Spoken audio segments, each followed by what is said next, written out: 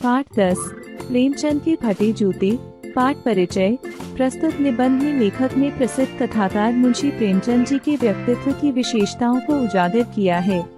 इसमें बताया गया है कि महान कथाकार फोटो खिंचाने में भी किस प्रकार सादगी का आवरण ओढ़े रहता है। प्रेमचंद का एक चित्र मेरे सामने है। पत्नी के साथ फोटो खिंचा रहे हैं। सिर पर किसी मोटे कपड़े की टोपी, कुर्ता और धोती पहने हैं। कनपटी चिपकी है, गालों की हड्डियां उभर आई हैं, पर घनी मूछें चेहरे को भरा भरा बतलाती हैं। पांवों में कैनवस के जूते हैं, जिनके बंद बेतरतीब बंधे हैं। लापरवाही से उपयोग करने पर बंद के छोरों पर लगी लोहे की पत्ती निकल जाती है और छेदों में बंद डालने में परेशानी होती है। तब बंद वे सर्कमफ्लेक्स से भी कस लिए जाते हैं। दाहिने पांव का जूता कुछ ठीक है, मगर बाएं जूते में बड़ा छेद हो गया है, जिसमें से अंगुली बाहर निकल आई है। मेरी दृष्टि इस जूते पर अटक गई है। सोचता हूँ, फोटो खिंचाने की अगर यह पोशाक है तो पहनने की वह सर्कमफ्लेक्स ही होगी। नहीं, इस आदमी की अलग अलग पोशाकें नहीं होंगी। इसमें पोशाकें बदलने का गुण नहीं है। यह जैसा है वैसा ही फोटो में खिंच जाता है। मैं चेहरे की तरफ देखता हूँ। क्या तुम्हें मालूम है, मेरे साहित्यिक पुरखे कि तुम्हारा जूता फट गया है और अंगुली बाहर दिख रही है। क्या तुम्हें इसका जरा भी एहसास नहीं है? जरा लज्जा, संकोच या झेप नहीं है? क्या तुम इतना भी नहीं जानते कि धोती को थोड़ा नीचे खींच लेने से अंगुली ढक सकती है? मगर फिर भी तुम्हारे चेहरे पर बड़ी बेपरवाही, बड़ा विश्वास है। फोटोग्राफर ने जब रेडी प्लीज कहा होगा, तब परंपरा के अनुसार तुमने मुस्कान लाने की कोशिश की होगी। दर्द के गहरे कुएं के तल में कहीं पड़ी मुस्कान को धीरे धीरे खींचकर ऊपर निकाल रहे होंगे कि बीच में ही क्लिक करके फोटोग्राफर ने थैंक यू कह दिया होगा। विचित्र है यह अधूरी मुस्कान। यह मुस्कान नहीं, इसमें उपहास है, व्यंग्य है। यह वह सर्कमफ्लेक्स सा आदमी है जो खुद तो फटे जूते पहने फोटो खिंचा रहा है, पर किसी पर हंस भी रहा है। फोटो ही खिंचाना था तो ठीक जूते पहन लेते या न खिंचाते। फोटो न खिंचाने से क्या बिगड़ता था? शायद पत्नी का आग्रह रहा हो और तुम अच्छा चल भाई कहकर बैठ गए होंगे। मगर यह कितनी बड़ी तेरजी है कि आदमी के पास फोटो खिंचाने को भी जूता न हो। मैं तुम्हारी यह फोटो देखते देखते तुम्हारे क्लेश को अपने भीतर महसूस करके जैसे रो पड़ना चाहता हूँ, मगर तुम्हारी आंखों का यह तीखा दर्द भरा व्यंग्य मुझे एकदम रोक देता है। तुम फोटो का महत्व नहीं समझते। समझते होते तो किसी से फोटो खिंचाने के लिए जूते मांग लेते। लोग तो मांगे की कोट से बढ़ दिखाई करते हैं और मांगे की मोटर से बारात निकालते हैं। फोटो खिंचाने के लिए तो बीवी तक मांग ली जाती है, तुमसे जूते ही मांगते नहीं बने।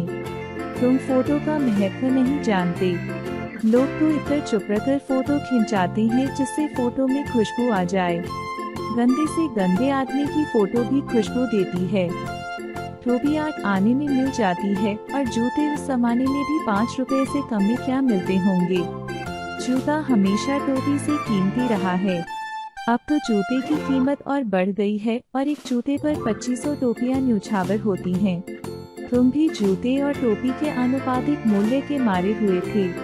यह विडंबना मुझे इतनी तीव्रता से पहले कभी नहीं चुभी जितनी आज चुभ रही है जब मैं तुम्हारा फटा जूता देख रहा हूँ। तुम महान कथाकार, उपन्यास सम्राट, युग प्रवर्तक, जाने क्या क्या कहलाते थे, मगर फोटो में भी तुम्हारा जूता फटा हुआ है।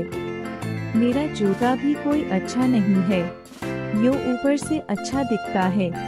अंगुली बाहर नहीं निकलती, पर अंगूठे के नीचे तला फट गया है। अंगूठा जमीन से खिसता है और पैनी मिट्टी पर कभी रगड़ खाकर लहूलुहान भी हो जाता है। पूरा तला गिर जाएगा, पूरा पंजा छिल जाएगा, मगर अंगुली बाहर नहीं दिखेगी। तुम्हारी अंगुली दिखती है, पर पाँव सुरक्षित हैं।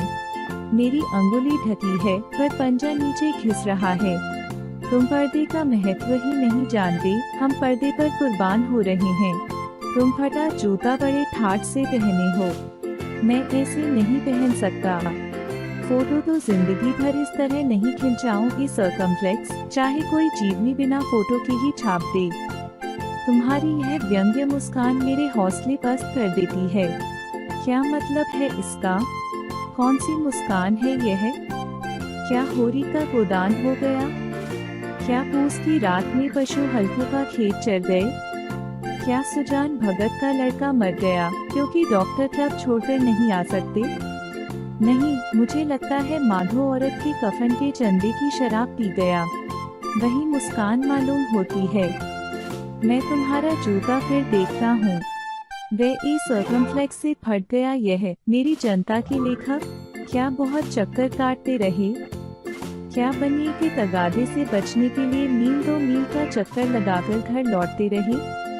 चक्कर लगाने से जूता फटता नहीं है, घिस जाता है।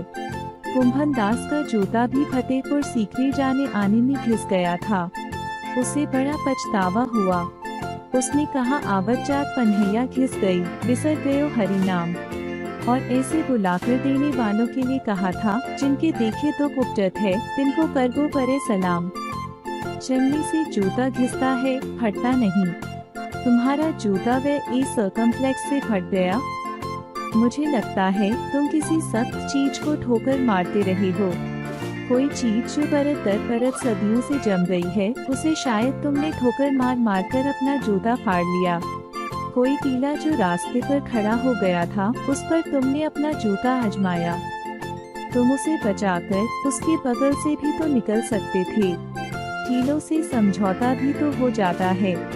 सभी नदियां पहाड़ थोड़े ही फोड़ती हैं, कोई रास्ता बदलकर घूमकर भी तो चली जाती है। तुम समझौता कर नहीं सके। क्या तुम्हारी भी वही कमजोरी थी जो होरी को ले डूबी? वही नेम धर्म वाली कमजोरी? नेम धर्म उसकी भी जंजीर थी। मगर तुम जिस तरह मुस्करा रहे हो, उससे लगता है कि शायद नेम धर्म तुम्हारा बंधन नहीं था, तुम्हारी मुक्ति थी। तुम्हारी यह पाँव की अंगुली मुझे संकेत करती सी लगती है, जिसे तुम घृणित समझते हो, उसकी तरफ हाथ की नहीं, पाँव की अंगुली से इशारा करते हो। तुम क्या उसकी तरफ इशारा कर रहे हो, जिसे ठोकर मारते मारते तुमने जूता फाड़ लिया? मैं समझता हूँ।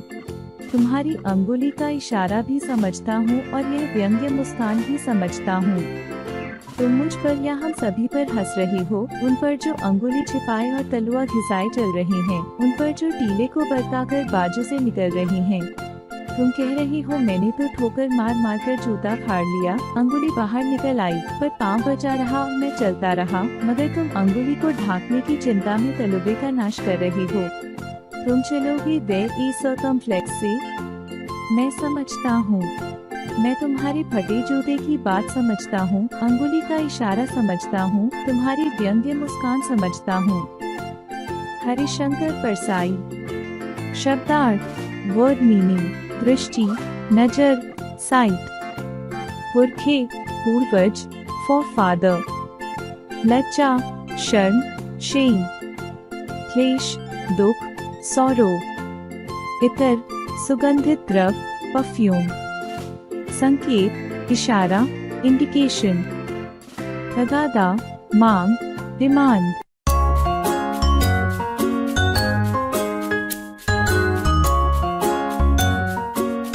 Like, share and subscribe.